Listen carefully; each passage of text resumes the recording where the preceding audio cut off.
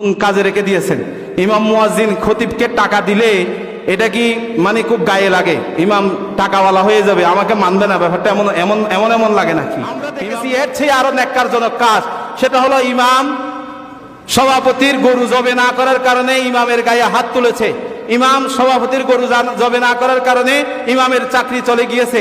সেই ইমামকে আমি টেলিভিশনে দেখেছি, এই ইমামকেও দেখেছি, আবার মসজিদ কমিটির সভাপতিকেও দেখেছি। দেখতে লেগেছে কুরবানির বাজারের মধ্যে যে বড় বড় ফাঁড়া তোলে না, এই ফাঁড়ার মতো লাগে এই সমস্ত গর্দবগুলো, এই সমস্ত বেয়াদবগুলো, এই সমস্ত নাস্তিকগুলো, মুনাফেকগুলো, এই সমস্ত কুলাঙ্গারগুলো কেমনে মসজিদ কমিটির সভাপতি হয়। এই কথা পুরা পৃথিবীর মানুষের কাছে ছড়িয়ে দিতে হবে।